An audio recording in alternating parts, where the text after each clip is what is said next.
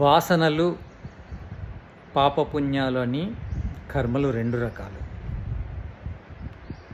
అంటే మనం చేసే పని సమాజానికి ఎంత మేలు చేస్తుందో అది అంత మనకు పుణ్యం అవుతుంది. ఇక మనం చేసే పని వల్ల సమాజానికి ఎంత నష్టం జరుగుతుందో అది అంత పాపం అవుతుంది. అంటే పాపము పుణ్యము అనేది మళ్ళీ మనకు తిరిగి వస్తుంది.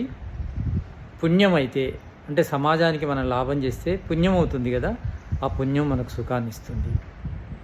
అదేవిధంగా మనము సమాజానికి నష్టం చేస్తే పాపం అవుతుంది కదా, అది మనకు దుఃఖాన్ని కలిగిస్తుంది.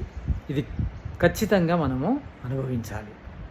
ఇది అనుభవించకుండా తప్పకుండా అనుభవించవలసే ఉంటుంది. అనుభవించకుండా ఉండేదనేది లేదు. ఇది ప్రకృతి నియమం అనుకోండి, ఈశ్వరుని నియమం అనుకోండి, తప్పకుండా మనము చేసుకున్నది మనం అనుభవించాలి.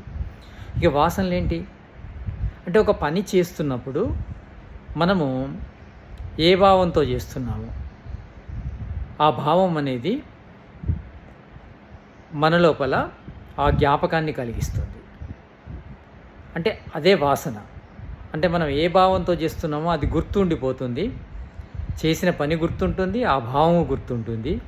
మనం మంచి భావంతో చేసామనుకోండి, మనకు మంచి వాసనలు ఏర్పడతాయి. ఇక మంచి పనుల వల్ల కూడా మంచి వాసనలు ఏర్పడతాయి. కానీ మంచి పనులను కూడా మంచి భావంతో చేసామనుకోండి, అవి తప్పకుండా మంచి వాసనలుగా ఏర్పడతాయి. వాసనలు అవి మన స్వభావంగా మారుతాయి. తర్వాత ఎప్పుడు మనము ఏ భావంతో మనం పనిచేస్తున్నామో, మంచి పనులు చేస్తున్నాం, మంచి భావంతో చేస్తున్నాం అనుకోండి, మనకు మంచి స్వభావం ఏర్పడుతుంది. ఆ మంచి స్వభావము మన లోపల మంచి కోరికలకు కారణమవుతుంది. అంటే మన స్వభావాన్ని బట్టే మనకు కోరికలు కలుగుతాయి. కోరికలను బట్టి పనులు చేస్తుంటాము.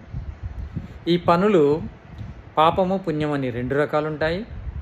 అంటే లాభం చేసే పనులు పుణ్యాన్ని ఇస్తాయి, నష్టం చేసే పనులు పాపాన్ని ఇస్తాయి.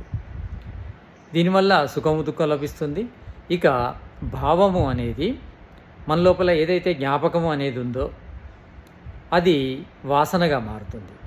ఆ వాసన మన లోపల మళ్ళీ కోరికలను కలిగిస్తుంది. మంచి వాసన ఉందనుకోండి, మంచి కోరికలు కలుగుతాయి, మంచి పనులు చేస్తాము.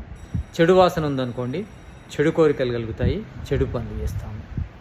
ఈ విధంగా మనము ప్రతి పని చేస్తున్నప్పుడు వాసనలు ఏర్పడతాయి, పాపపుణ్యాలు ఏర్పడతాయి. కనుక ప్రతి పనిని అంటే మంచి పనులు చేయాలి, మంచి భావంతో చేయాలి. అప్పుడు ఈ మంచి పని మనకు సుఖాన్ని ఇస్తుంది, మంచి భావము మళ్ళీ మనతో మంచి పనులు చేయిస్తుంది.